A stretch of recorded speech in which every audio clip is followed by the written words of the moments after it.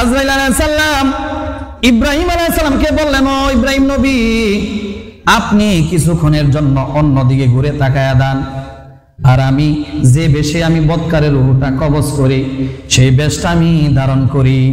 কারণ আমি যদি আপনার সামনে সেই বেশ ধারণ করি, আপনি এখানে ঠিক থাকতে পারবেন না, মাটির মধ্যে অজ্ঞান হয়ে যাবেন।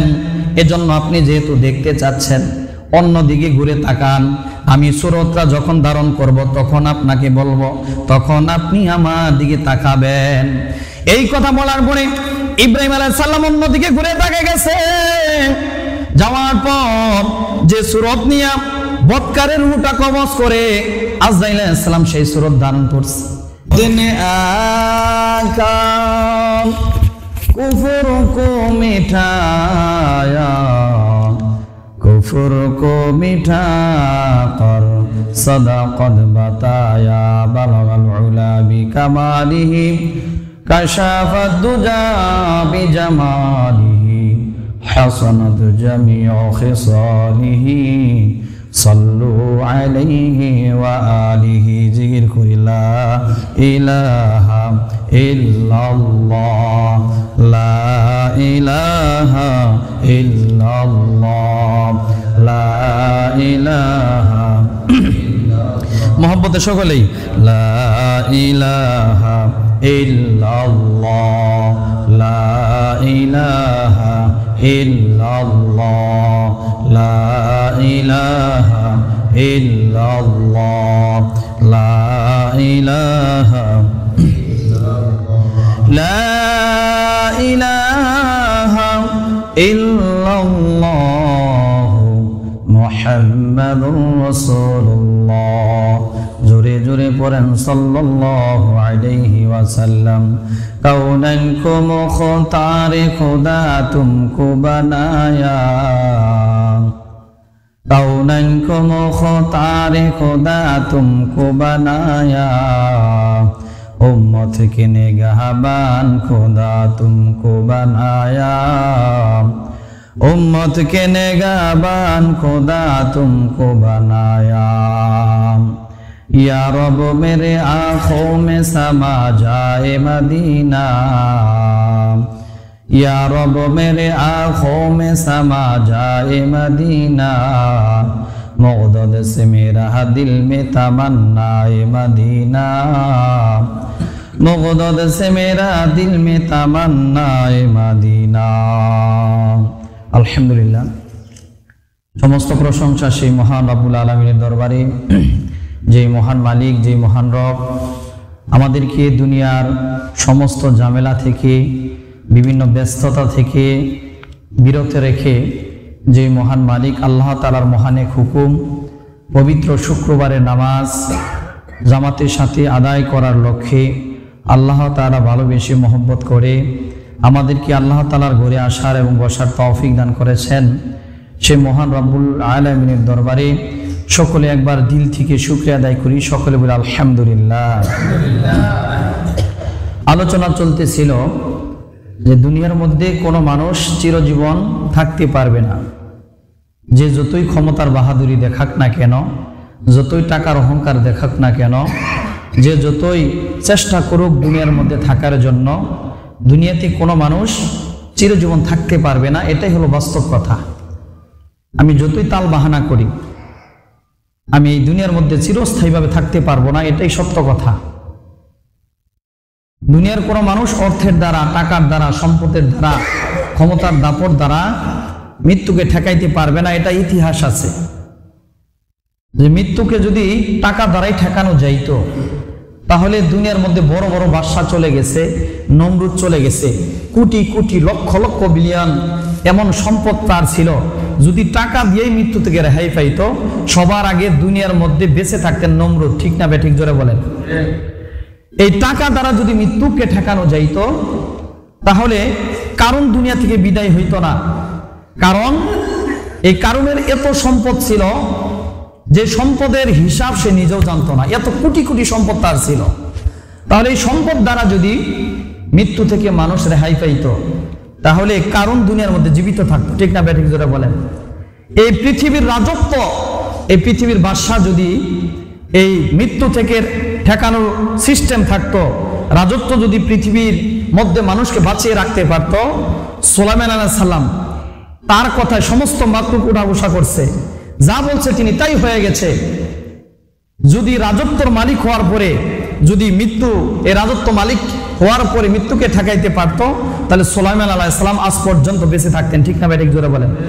এমন কত হাজার হাজার খ্যাতি সম্পূর্ণ বাদশাহ, ক্ষমতার দাপট, সম্পদের মালিক, তারা দুনিয়াতে থাকতে পারে নাই। সুতরাং আমরাও দুনিয়াতে থাকতে পারবো না, আমাদেরকে দুনিয়া থেকে বিদায় নিতেই হবে। আজ হোক কাল চলে যেতেই হবে। আমি এই দুনিয়ার মধ্যে চিরস্থায়ী থাকতে পারবো না। এখন আমার চিন্তা করতে হবে যে আমি যে দুনিয়া থেকে চলে যাব, আমি সেই দুনিয়া থেকে চলে যাওয়ার পরে এই কবরের মধ্যে আমার কি অবস্থা হবে, সেই কবরের মধ্যে আমি কি নিয়ে যাচ্ছি, এতটুকু চিন্তা প্রত্যেকটা মুমিনের করা দরকার আছে না নাই? জোরে বলেন, আছে না নাই? প্রত্যেকটা মুমিনের চিন্তা করা দরকার যে আমি যেহেতু দুনিয়ার মধ্যে থাকতে পারবো না, কবরে যেতেই হবে, সেহেতু আমি কি নিয়ে যাচ্ছি একটু মাথাটা বালিশের সাথে লাগিয়ে চিন্তা করা দরকার যে আমি সারা দিন যে কাজগুলো করেছি, আমি কতটুকু কাজ পরকালের জন্য করেছি, কতটুকু কাজ আমি যে কবরে যাব সেখানে কিভাবে থাকবো, এই কতটুকু কাজ করেছি আমি সারা দিনের ভিতরে। প্রত্যেকটা মুমিন বান্দা যদি বালিশের মধ্যে তার মাথাটা দিয়ে একটুটুকু চিন্তা করে, ওই বান্দা পরকালের মহব্বত অন্তর বিদ্যমান হয়ে যাবে এবং ওই বান্দা আমলের দিকে ফিরে আসবে। ঠিক না ঠিক জোরে বলেন? এর জন্য আমাদের প্রত্যেকের চিন্তা করা দরকার, কারণ এই মৃত্যু সকলকেই মৃত্যুবরণ করতে হবে। কুল্লু নাফসিন যায়িকাতুল মাউত, প্রত্যেকটা প্রাণী মরণশীল, প্রত্যেককে মৃত্যুবরণ করতেই হবে। কিন্তু কিছু কিছু মানুষ আছে যারা চিন্তা করে যে মৃত্যু তো বরণ করতে হবে, এই মৃত্যু সবারই একরকম ভাবে হবে। অথচ আল্লাহ তাআলা কোরআনে বলছেন, বান্দারা যারা তোমরা বদকার মানুষ আছো, যারা পাপী বান্দা আছো, তোমরা চিন্তা করতেছ তোমার আর নেককার বান্দার মৃত্যু একই ভাবে হবে। সাবধান, এটা কখনো চিন্তা করো না। নেককার আর বদকারের মৃত্যু কখনোই একভাবে হবে না। অপরাধী আর নিরপরাধীর মৃত্যু কখনোই একভাবে হবে না, একভাবে হবে না। অপরাধী এবং অপরাধীর মৃত্যু আসমান এবং জমিন পরিমাণ তফাৎ থাকবে। একজন নেককার বান্দা, তার মৃত্যুর সময় কোনো যন্ত্রণা হবে না, কষ্ট হবে না, তাকে আল্লাহ তাআলা জান্নাত দেখায় মৃত্যু দিয়ে দিবে। যারা বলেন সুবহানাল্লাহ। আর একটা বান্দাকে যখন, বদকার বান্দাকে মৃত্যু দিয়ে দিবেন, তখন জাহান্নামের দাউ দাউ আগুন জ্বালিয়ে চোখের সামনে অঙ্গার অবস্থায় তার মৃত্যু দিয়ে দিবেন। নাউজুবিল্লাহ। এজন্য চিন্তা করা দরকার যে আমি যদি জান্নাত দেখে মৃত্যুবরণ করতে চাই, দুনিয়ার মধ্যে আমার ইবাদত বন্দেগী করতে হবে। কারণ মৃত্যু বড় ভয়ঙ্কর, মৃত্যুর যন্ত্রণা বড় কঠিন। হযরত আব্বাস রাদিয়াল্লাহু তাআলা আনহু হাদিসের মধ্যে বলছেন যে মৃত্যুর যন্ত্রণা কেমন কঠিন জানো? যে একটা তাজা ছাগলের চামড়া, ছাগলটা তাজা আছে, ওই ছাগলের চামড়ার যদি তাজা অবস্থায় ছিলানো হয়, একটা তাজা মানুষকে তার শরীর থেকে চামড়া যদি খসানো হয়, যেমন কষ্ট হবে তার থেকে লক্ষ গুণ মৃত্যুর যন্ত্রণা কঠিন। ঠিক না ঠিক জোরে বলেন? কিন্তু যারা নেককার হবে তাদের জন্য কোনো কষ্ট হবে না।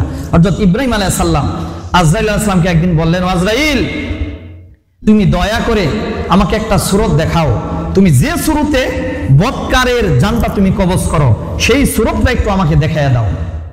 ইব্রাহিম আলাইহিস সালাম এই কথা বলার পরে আজরাইল আলাইহিস সালাম বললেন, ও ইব্রাহিম নবী, আমি যদি বদকারের জানটা কবজ করি, এই সূরতটা আপনাকে দেখাই, আপনি এখানে দাঁড়িয়ে থাকতে পারবেন না, আপনি মাটির মধ্যে অজ্ঞান হয়ে যাবেন।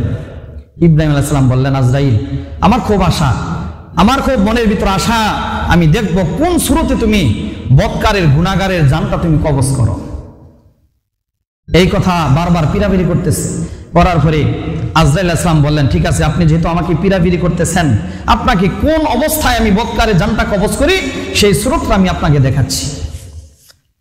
এই কথা বলার পরে আজরাইল আলাইহিস সালাম ইব্রাহিম আলাইহিস সালামকে বললেন, ও ইব্রাহিম নবী, আপনি কিছুক্ষণের জন্য অন্যদিকে ঘুরে তাকায়া দেন, আর আমি যে বেশে আমি বদকারের রূহটা কবজ করি সেই বেশটা আমি ধারণ করি।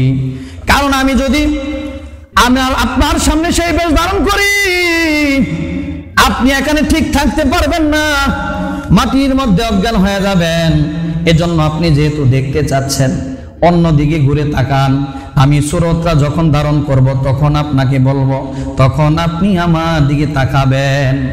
এই কথা বলার পরে ইব্রাহিম আলাইহিস সালাম অন্যদিকে ঘুরে তাকিয়ে গেছে। যাওয়ার পর যে সূরত নিয়ে বৎকারের রূহটা কবজ করে আজরাইল আলাইহিস সালাম সেই সূরত ধারণ করছে। করার পরে বলে, ইব্রাহিম নবী এবার একটু আমার দিকে আপনি তাকান।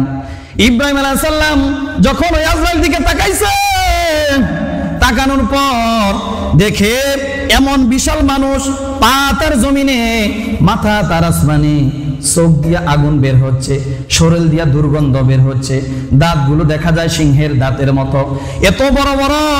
এই দাঁত দেখার পর, এই সূরত দেখার পর ইব্রাহিম আলাইহিস সালাম সাথে সাথে অজ্ঞান হয়ে গেছে। চিন্তা করেন, একটা নবী যদি সাধারণভাবে তার মরণের যন্ত্রণা না এমনি দেখতেছে, এই সূরত দেখার পরে যদি সে মাটির মধ্যে অজ্ঞান হয়, আপনার আমার অবস্থা কেমন হবে? ঠিক না ভাই? ঠিক জোরে বলেন।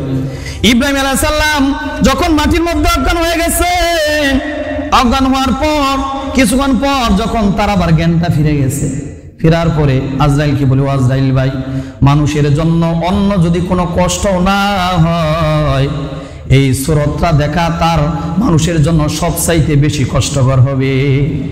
চিন্তা করেন যে আপনার জানটা কবজ করে নাই, করতেছে না, শুধু সূরতটা ধারণ করে আপনার সামনে আসছে। ইব্রাহিম আলাইহিস সালাম বলেন, মানুষের জন্য অন্য কোনো মৃত্যুর যদি যন্ত্রণা নাও হয়, আপনার সূরতটা সবচাইতে তার জন্য কষ্টদায়ক হবে। ঠিক না? বেরেক জোরে বলেন। অথচ আপনার জানটা কবজই করে নাই, জান কবজ করলে কত কষ্ট হবে আপনার। এজন্য আজরাইল আলাইহিস সালাম বলেন, ও ইব্রাহিম, আমি বৎকারের জানটা যেমন করে কবজ করি, পরিপূর্ণ সূরত তোমাকে দেখাই নাই, আমি সাধারণ একটা সূরত ধরছি, আমি এই বেশে আমি বৎকারের সামনে হাজির হব, কিন্তু তার জানটা যখন কবজ করব সে দিশাহারা হয়ে যাবে। এমন যন্ত্রণা তাকে দেওয়া হবে, কারণ আল্লাহ রাব্বুল আলামিন তাকে এত বড় বড় নিয়ামত দিয়েছিলেন, তারপর নিয়ামত পাওয়ার পরে শুকরিয়া আদায় করে নাই।